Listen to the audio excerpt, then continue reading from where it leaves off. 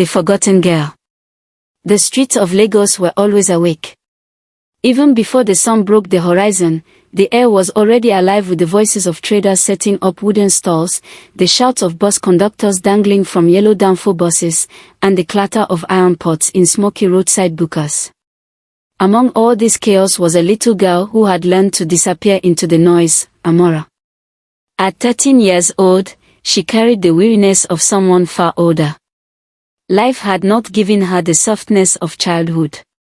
She did not have the warmth of a home, nor the gentle hand of a mother to braid her hair before school. Her mother, the only person she had known as family, had died from a fever when Amora was barely 10. There had been no hospital, no money for medicine, only prayers whispered into the night until the coughing grew quiet. Her father. She never knew him. People in the market used to say, "That girl's father is the wind." He came, blew through her mother's life, and vanished. So Amora lived with nobody but herself. She slept wherever the night allowed her, under bridges, in unfinished buildings, sometimes curled against sacks of beans in the corner of a kind trader's shop.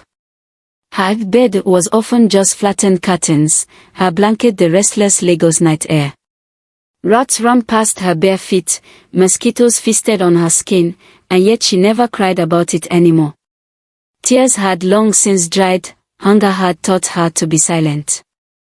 The daily struggle.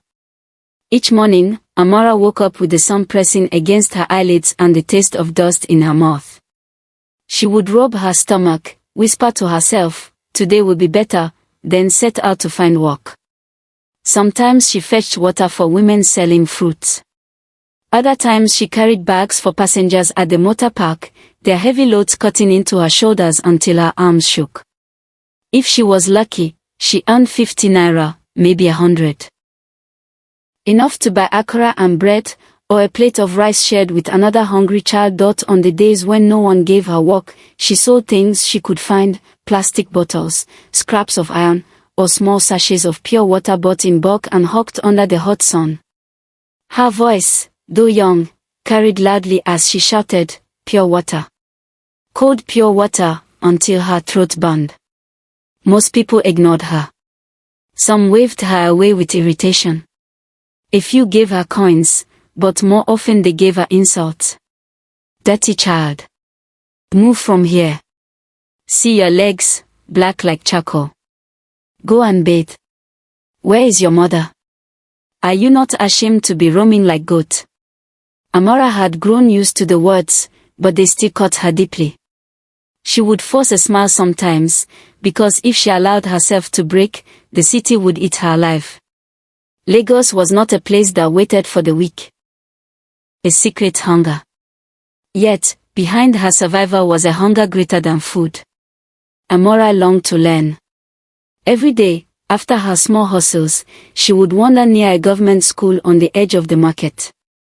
She would sit on the cracked pavement outside the fence, pretending to play with sand, while her ears leaned toward the open windows of the classroom. Through the teacher's loud voice, she learned multiplication tables. Through the giggles of the children inside, she memorized poems and songs. She copied their lessons on the ground with a stick, scratching words she had barely seen before. When other children rushed out at closing time, she watched them in silence. Their crisp uniforms, though faded, looked like crowns to her. Their shoes, their books, even their laughter, it was everything she wished for. Sometimes, she would pick up old newspapers blown by the wind, smooth them out carefully, and trace the letters with her finger. She couldn't read all the words, but slowly, she began to understand. One headline at a time, one torn advertisement at a time. At night, under a flickering streetlight, she whispered the words to herself. Education, future, dream. Each syllable tasted like hope. Her dream. Amora's greatest dream was simple, to go to school. To sit inside a classroom, not outside. To hold books that were hers, not scraps thrown away. To one day stand tall as a teacher, helping children like her. She imagined it every night. She would close her eyes and picture herself writing neatly on a chalkboard, children repeating after her. In her dream, she wore a bright wrapper and glasses, looking wise and respected. And in that dream, no one ever called her street rat. They called her Teacher Amora. That dream kept her alive, the rejection.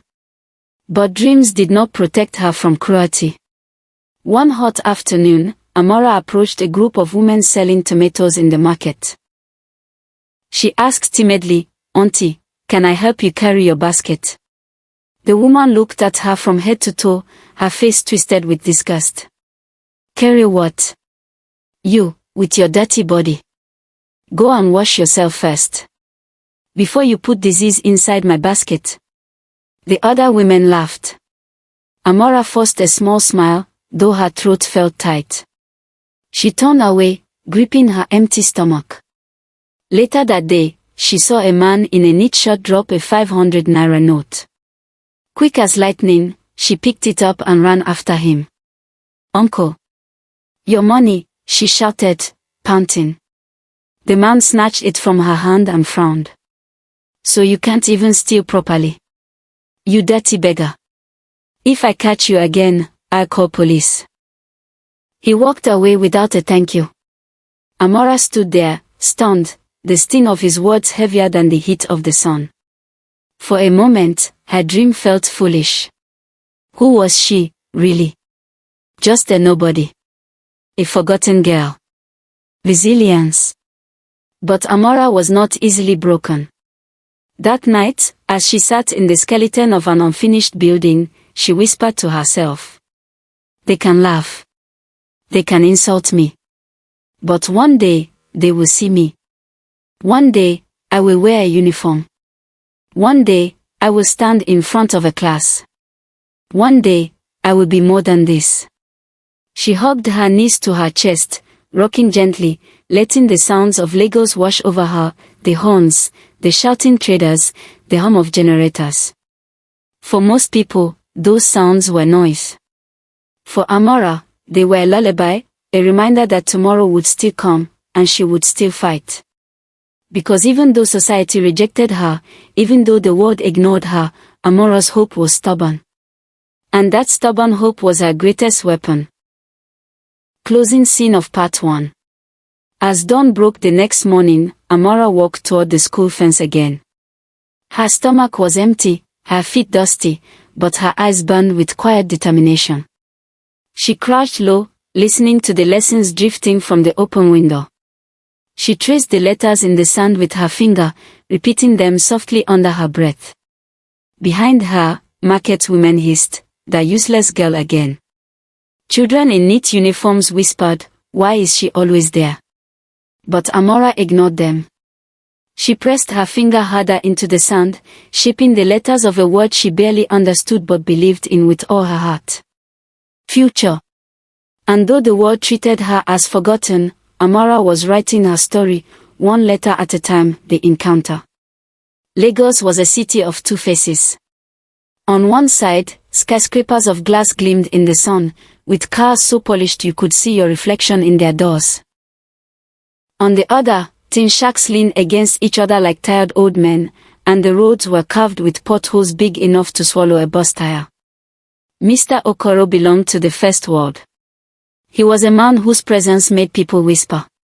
A billionaire who had clawed his way from nothing to everything, he believed wealth was the only proof of worth. He wore expensive agbadas stitched in Italy, drove cars that cost more than entire streets, and built his empire on real estate and oil. But power came with a sharp edge. He was strict, feared even in his own household. To him, life was a battlefield where money was both sword and shield. Those without it were simply casualties. Chidinma, the struggling princess. His daughter, Chidinma, lived in luxury. At just 11, she had more toys than she could count, more clothes than she could wear, and attended the most expensive school in Lagos. Her bedroom had a chandelier. Her lunchbox was filled with food that could feed 3 children. And yet, beneath her wealth, Chidinma carried a secret shame. She was terrible in school. Numbers danced before her eyes, words slipped out of her memory, and no matter how many tutors her father hired, nothing seemed to stick. "Chidinma, how can you fail mathematics again?" her father thundered one evening, waving her report card. "Do you know how much your school fees cost? Children on the street would give their souls to attend that school." "I'm sorry, Papa," she whispered, staring at her shoes. "Sorry does not build empires," he barked. Her tutors came and went, each one frustrated. "She's bright, but she doesn't focus. She needs patience. She learns differently." Mr. Okoro had no time for such excuses. He paid for results, not explanations. Chidinma grew quieter with each failure, shrinking into herself, convinced she was simply not enough. The day at the market. One scorching afternoon, Mr. Okoro's driver parked the black SUV by a crowded market to buy supplies for the house. The car gleamed like a jewel among the dust and shouting traders. "Stay in the car, madam," the driver told Chidinma. But children rarely stay where they are told. The moment his back turned, Chidinma slipped out, her polished shoes crunching on gravel, curiosity pulling her deeper into the chaos. And that was when she heard it. A soft voice under the shade of a mango tree, not shouting like the traders but speaking with rhythm and warmth. She followed the sound and stopped short. There, sitting cross-legged in the dust, was a girl about her age. Her clothes were torn, her hair rough, but her eyes shone with fire. Around her were 4 younger children, barefoot and hungry-looking, staring at her like she was magic.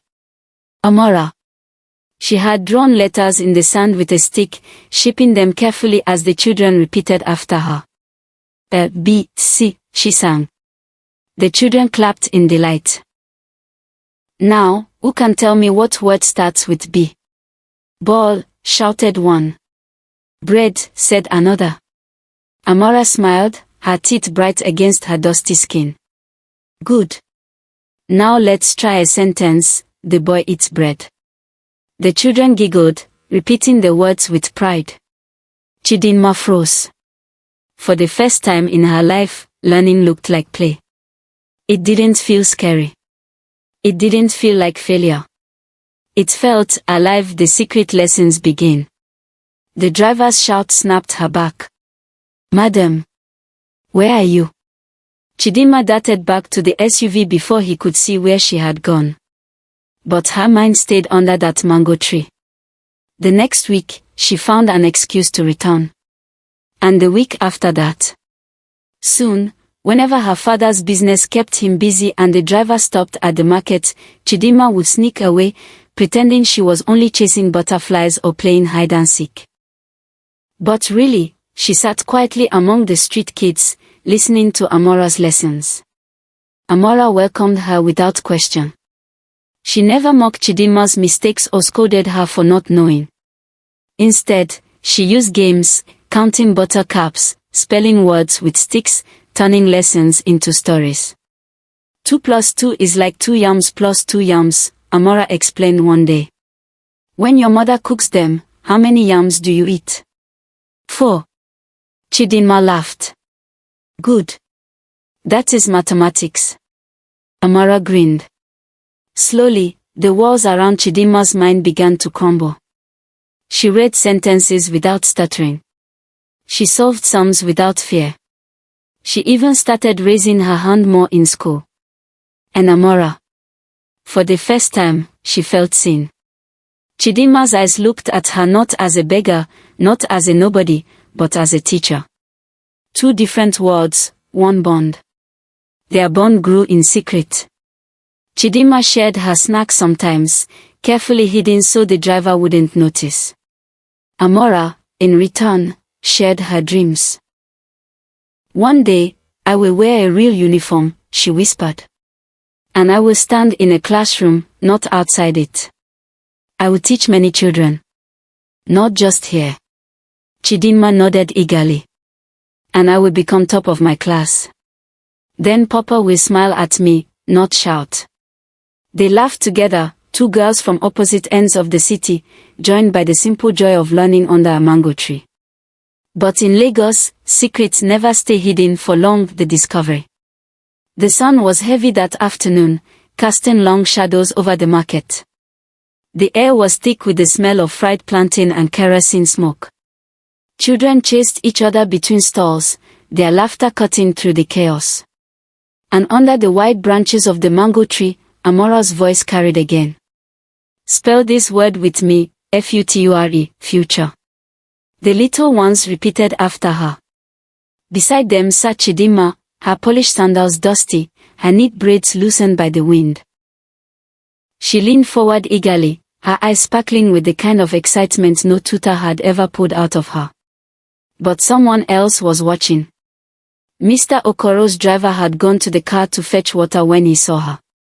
The billionaire's daughter, sitting in the dirt, clapping along with a group of ragged street children. His heart nearly stopped. He didn't dare approach. Instead, he rushed back to the car, fumbling with his phone. A few clicks later, the photograph was sent. Moments later, the driver's phone buzzed with a call. Mr. Okoro's deep voice boomed. Stay there. I'm coming. The confrontation. The black SUV screeched to a halt minutes later, scattering traders from its path. Mr. Okoro stepped out, his agbode flowing like a storm cloud, his face carved with anger. The entire market seemed to pause. Chidinma, his voice thundered. The girl flinched, her lips trembling. Papa. What is this nonsense? He barked, pointing at her in disbelief. I send you to the best school in this city, and you sit in the dust with this. His eyes fell on Amora, who stood quickly, brushing the dirt from her torn dress. This, street rat. His words fell like stones. How dare you? How dare you disgrace me like this?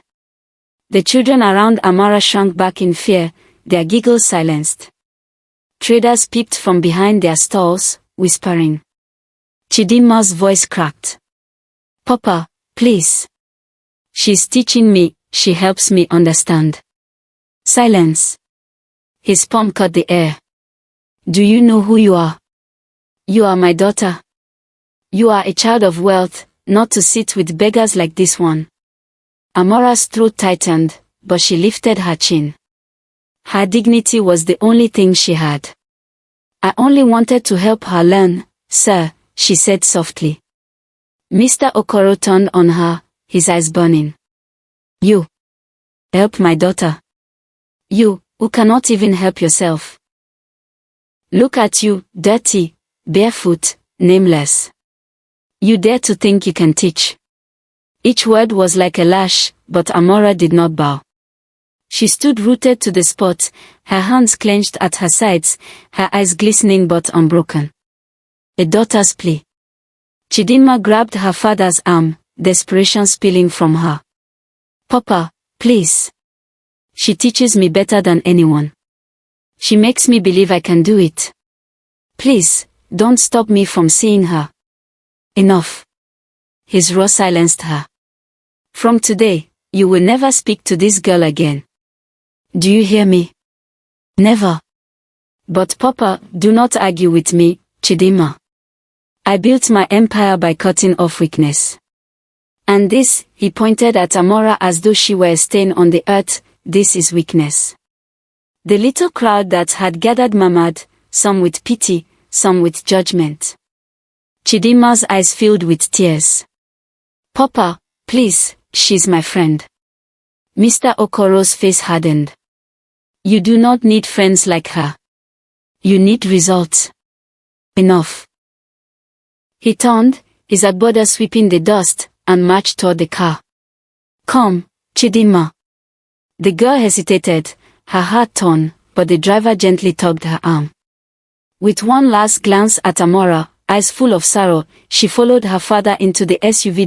Amora's dignity. Silence fell. The car pulled away, leaving only the smell of exhaust behind. Amora stood under the mango tree, the stick still clutched in her hand, her lesson half written in the sand. The children looked at her with wide eyes. Teacher, are you okay? One whispered. Amora swallowed hard. Her chest ached, her ears still ringing with the billionaire's insult. But slowly, she smiled at the children. A small, fragile smile.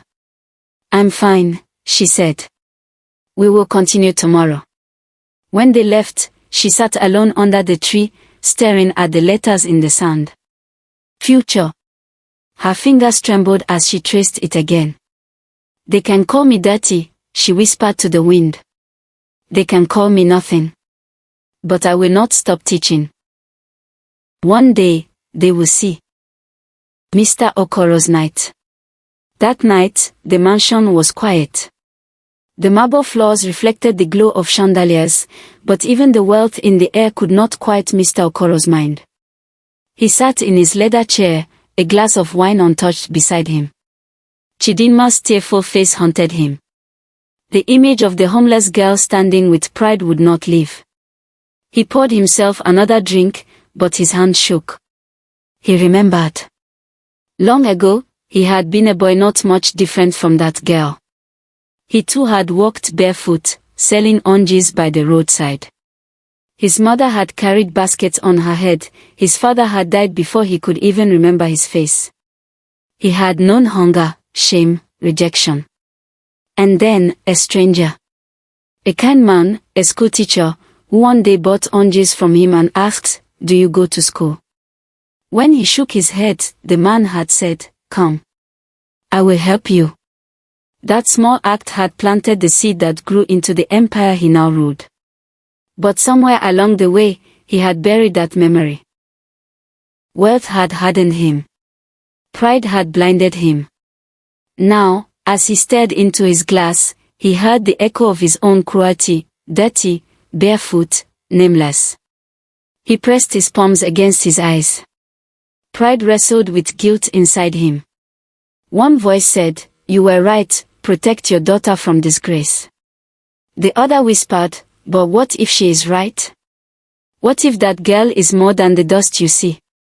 The battle raged in his chest long into the night, the test of hearts. The school hall was unusually quiet that morning. Rows of desks stretched like soldiers standing at attention, each one holding a nervous child clutching a pencil. The air smelled of chalk and ink, and the ceiling fans hummed lazily above. Chidinma sat in the middle row, her hands trembling. For weeks she had dreaded this exam. Mathematics and English, the two subjects that always mocked her, always sent her home with a red mark on her report. But this time, something was different. She closed her eyes and remembered Amora's voice under the mango tree. 2 plus 2 is like 2 yams plus 2 yams. She remembered spelling words with buttercups, learning verbs by acting them out, laughing while counting instead of crying. When the paper landed on her desk, her heart no longer raced with fear. She took a deep breath, lifted her pencil, and began to write the surprise. 2 weeks later, the results were announced. The school assembly ground buzzed with whispers. Teachers lined up, the principal standing tall at the microphone. One by one, the top scorers were called. First position in mathematics, Chidinma Okoro. The students gasped. Some clapped, some frowned in disbelief. Chidinma blinked, hardly believing her ears. And in English, Chidinma Okoro again. The applause grew louder. Teachers exchanged surprised glances. The girl who had always struggled, the girl of wealthy parents but poor grades, had suddenly soared. The principal called her forward. Chidinma walked up slowly, her knees weak, her cheeks burning. "Well done, my dear," the principal said, handing her a certificate. "Tell us, what changed? How did you improve so quickly?" Chidinma gripped the paper, her voice small but steady. "It was Amora," she said. "She taught me." A ripple of murmurs spread through the crowd. "Amora? Who is that?" "The homeless girl. The one at the market." "Yes," Chidinma continued, her voice growing stronger. "She taught me under a mango tree. She made me believe I could learn. The Whispering City. By evening, the story had spread beyond the school walls. In the market, traders gossiped as they weighed tomatoes. Have you heard? The billionaire's daughter is being taught by that homeless girl. Impossible. I swear, it's true. The child said it herself in front of the whole school. Some laughed. So all those millions of naira wasted on tutors, and it's a street girl that succeeded. Shame. Others shook their heads in admiration. That Amora, she must be gifted. God has blessed her brain. And slowly, the whispers traveled through neighborhoods, through offices, until even Mr. Okoro's business partners teased him. Chief Okoro, so you're telling us a girl from the street succeeded where all your expensive teachers failed? Huh. Maybe you should hire her for your board meetings too. The laughter stung. Mr. Okoro, the man who valued image above all, felt his pride bruised. Yet, deep inside, a seed of doubt began to grow. The test. That evening, he ordered his driver to find Amora. She was brought, nervous but calm, to the gates of the mansion. The guard stared at her dusty dress, the way her sandals were worn to the sole. Inside, the house gleamed with gold accents and marble floors. Amora stood small but unshaken, her eyes darting from the crystal chandelier to the velvet curtains. Mr. Okoro sat in his armchair, his face unreadable. So, he began, his voice deep, "You are the one they call Amora. The teacher of my daughter?" Amora nodded. "Yes, sir. You know, I could have you arrested for trespassing into my child's life. For corrupting her with your influence." Her throat tightened, but she answered softly, "I never forced her, sir. She wanted to learn, and I only taught her what I knew." Silence filled the room. Then Mr. Okoro leaned forward. "Tell me, girl. What do you want? Money? Food? Clothes? Say it, and I will give it to you, on one condition. Forget Chidinma. Never see her again."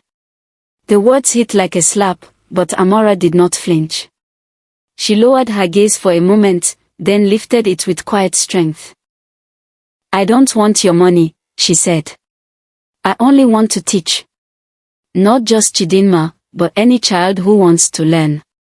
That is all." Mr. Okoro's eyes narrowed. "Do you realize how foolish that sounds? You are poor, hungry, nameless. And you turn down wealth." Amora's voice did not shake. "Sir, money can feed me today. But teaching can feed many children for a lifetime. I don't need riches to know my worth." The shock. The room grew still. Even the ticking clock seemed to pause. For the first time in years, Mr. Okoro was speechless.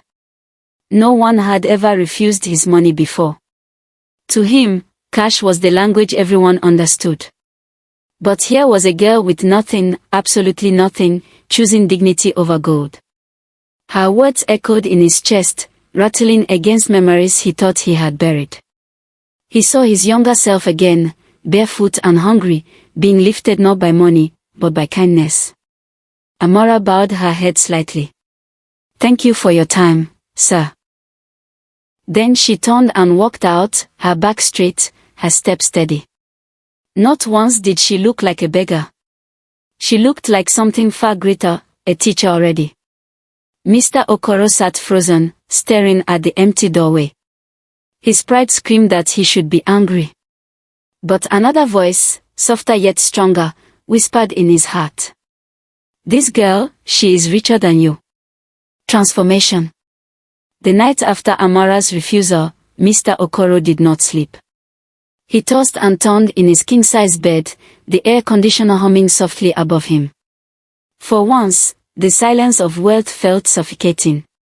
He saw her face everywhere, in the glass of wine he tried to drink, in the shadows of his study, in the tearful eyes of Chidinma who had begged him to listen. A homeless girl with dust on her feet, refusing riches, teaching from nothing but love. Her words echoed, "Money can feed me today.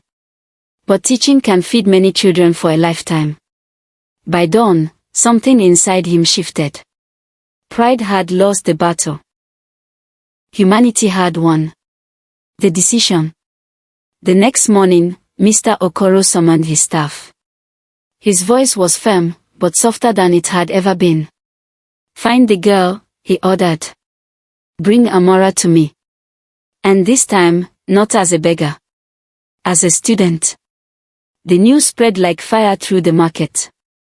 By noon, Amora was standing once again in the Okoro mansion. She held herself with the same quiet dignity, though her hands trembled slightly. Mr. Okoro stood before her. For the first time, his voice carried no thunder. "I was wrong," he said simply. "I judged you by your clothes, your hunger, your poverty. But I forgot that I too was once like you. And someone gave me a chance. Today, I will give you yours." Amora's eyes widened, her lips parting in disbelief. "You will go to school," he continued. "Not just you, but others like you. From this day forward, I will sponsor your education fully. And more than that," he paused, glancing at Chidinma, who watched with a hopeful smile, "I will build a library in your name. A place where children of the streets can come, read, and dream." For the first time in her life, Amora's tears fell freely. They rolled down her cheeks, not of pain but of joy. She bowed deeply. "Thank you, sir. Thank you." The first day. Weeks later, Amora stood at the gates of a school, not outside, not peering through windows, but inside. She wore a crisp uniform, slightly oversized but perfect to her eyes. A pair of second-hand shoes hugged her feet like a crown. As she walked into the classroom, children turned to stare. Some whispered, "Isn't that the market girl?" But Amora held her head high. Her heart thundered with gratitude. For once, she was not forgotten. She belonged. When the teacher handed her a book, she held it carefully, almost reverently. The letters on the page danced, but this time, they were hers to claim. The Library of Hope. True to his word, Mr. Okoro built a small but beautiful library in the heart of the community. Painted bright yellow, with the words, "The Amora Learning Center," carved boldly across the entrance, it became a beacon of hope. Street children who once wandered aimlessly now gathered there. Some came barefoot, some hungry, but all left with knowledge tucked under their arms. And often, Amora sat among them, guiding their hands as they traced letters, her eyes alight with the fire that had carried her all along. Flash forward, years later. Time moved like a river, carrying the past into memory. Amora grew into a woman of grace, her voice strong, her presence magnetic. No longer the forgotten child, she became Teacher Amora, a celebrated educator, a community leader, a symbol of resilience. She spoke at schools, conferences, even on television, always reminding the world that education was not a privilege, but a right. Children who had once slept under bridges now became nurses, engineers, artists, all because Amora had once knelt in the dust and taught them letters with a stick.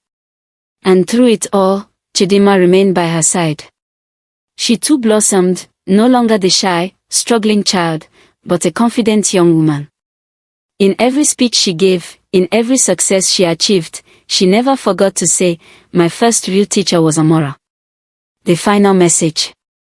One evening, under the same mango tree where it all began, Amora stood with Chidinma, now grown.